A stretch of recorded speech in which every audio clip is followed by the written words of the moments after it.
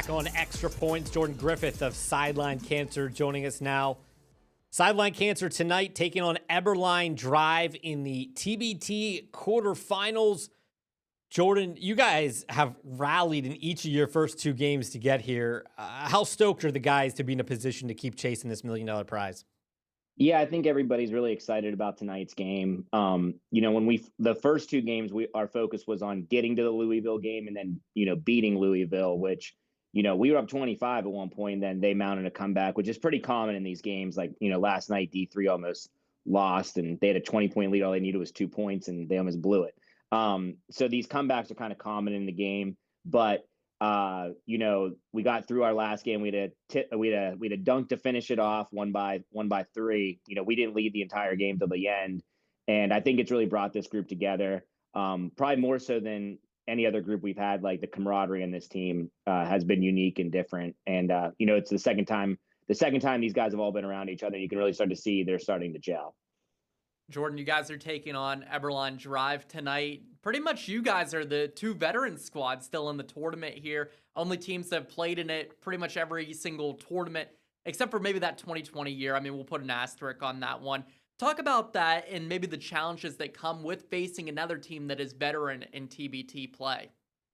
Yeah, if you look at their roster and you look at our roster, they construct theirs, very similarly. Like, they bring the same guys back year over year. They're in about like their 4th year with this group now. So, like, they're kind of hitting their pinnacle at the moment, where we're in our 2nd year with the nucleus that we have. But, if you go down the line, like, they've been to a championship game, we've been to a championship game. We probably have about 20 wins apiece, been in it every single year. They construct everything that they do very similar to the way that we do. And it's not like we don't actually talk to each other about it, but like, we look at it and we're like, we're doing what they're doing and they're doing what we're doing. So we consider this group to be our friends. And like, if we were to lose to a team, we'd want it to be Eberline Drive, and vice versa. Like, their general manager went on a podcast earlier this week and said the same thing. If they're going to lose to a team, they want it to be Sideline Cancer. So we're good friends with them. When you scout Eberline Drive, where do you think you match up well? Our athleticism. They have a shooter in Rob Gray. We have a defender in Austin Crawley, and Rob is a very high level pro. He's 6'2". Austin, very athletic, 6'5". This is different than last game where Dakari Tucker went off on us. He was 6'5", and we struggled to match up with him. We're pretty confident about this matchup with the star that they got. And Anthony Clemens actually played for us, almost a decade ago now at their starting point guard. So we know him pretty well, played at Iowa. We have youth on our side in this game. And so we're hoping that over the course of time that plays out. And their roster's down to 8, where our roster has remained at 12 players, despite the fact that some players, come into this tournament and haven't played. Understanding that this is more structured like the Olympics than it is anything else, where guys that are used to playing big time minutes might just be sitting at the end of the bench. And if an injury happens, they might get their name called. And if it doesn't happen, or there's no foul trouble, they might not get their name called. But that hasn't stopped, deterred their mentality at all. They see the bigger picture here is, by being a part of a good team, you have a chance to actually win, the cash prize at the end of the day, which is what the players are in it for. What would be the one thing that you guys would say that you would have to do tonight to be able to walk away from this game with a win? Yeah, we got to be able to guard them. If we can guard them, then I think we have a very good chance to win the game. We built this team on defense. With the Mo Creek group and Marcus Keene, they were built on scoring. This group's been built on defense. And if you look at that Louisville game, like, they had 27 points halfway through the 3rd quarter. And it wasn't like, it wasn't like they weren't trying or they weren't playing together as a team. Like, we were taking them out of a lot of things that they wanted to do. Now, obviously that changed the last, 8 to 10 minutes of the game where they didn't miss anything. But, defense is going to be the calling card in this game. And if we can hit open shots, we have a really good chance. One of the really cool sub storylines that happened last week in that game against Louisville was your general manager, Billy Clapper, got news that he was in remission. He's been battling cancer. I don't believe he's with you guys, correct, on these trips? No, he never comes with us. Oh, no. He never comes. Well, so he's been back here in Altoona and Hollidaysburg, watching you guys from afar. But when you guys were able to inform the players that Billy was in remission. What was that reaction like from them? Yeah, so funny story is we didn't tell them before the game. We told them after the game, and we made sure to tell Jen Hale, hey, don't ask the players because they don't know yet. But because basically, like literally, it was like an hour before the game, he posted the tweet, and so we knew, but a lot of those guys, they're already into their pregame routine. They're not checking social media, those type of things. And so after the game, we told them, and Billy has a good relationship with all of these guys on here, and like the jubilation after Chris Coffey's dunk, was one thing. And then the locker room here, and he was cancer free, and like understanding the bigger than basketball theme that we have here at Sideline Cancer.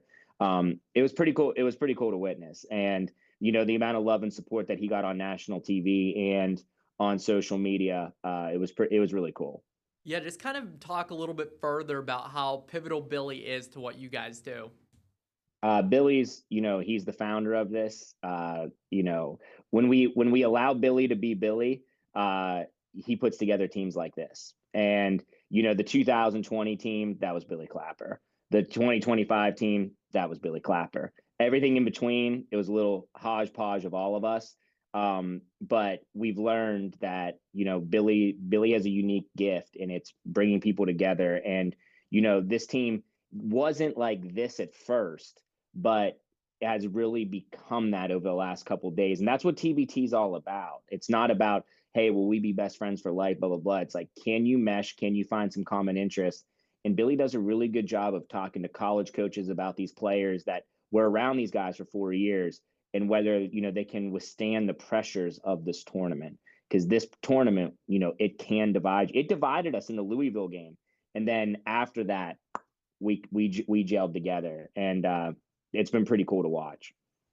You guys, I believe, are the winningest team in this tournament to have never won a championship. Yeah, us and Eberline Drive. You that's what makes this matchup so unique. It does. Those have been to a championship too. What is it? How do you stack up this current team versus some of those other better teams? And what would another win tonight and then getting to the semifinals and keep going mean for you guys? Yeah, I mean, point blank, and I could be dead wrong on this, but I'm going to say it anyway.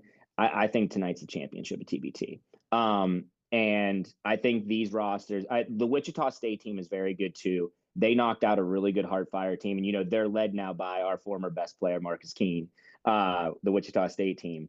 But we feel as if the best rosters remaining are us and Eberline Drive along with Wichita State. And, D3's been knocking the crap out of everybody. But, we feel as if we get through tonight, we have a very, very good chance in this tournament. And that's not you can come out and you can lay an egg on any given one of these nights. But we usually match this thing up like TBT ranks everybody, but then we kind of go through the rosters that we think are the best. And we felt since day one that Eberline Drives was up there with the Kentuckys of the world and whatnot.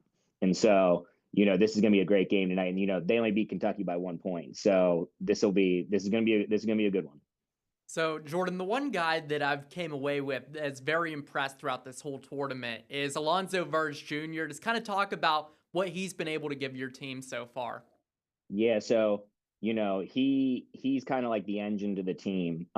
He's the one player that we have that you can look at and go, he has a lot of star power. Some of these guys might not have the star power, but they ascend to high levels of European play, like Chris Coffey. Chris Coffey's never going to wow you with his skill. He's going to wow you with his athleticism, his toughness, and his relentless effort.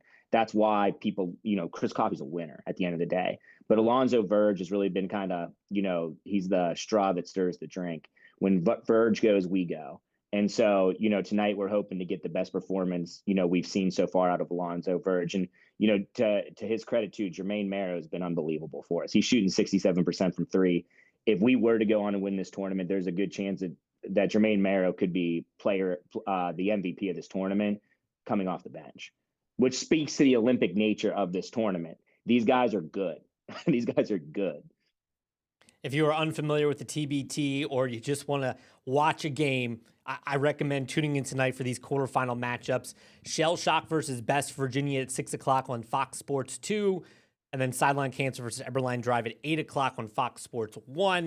You're going to get introduced to the Elam ending, which I still think is one of the greatest ways to end a game. It's the best way to end a game. It really is. I understand why they're hesitant to make it a thing in maybe like the NBA or something, but I love the Elam ending, and I love the drama that it creates. It's just so much fun. You got to know how to play the Elam. You just got to keep playing rather than, traditional basketball tells you, get the shot clock down to 10.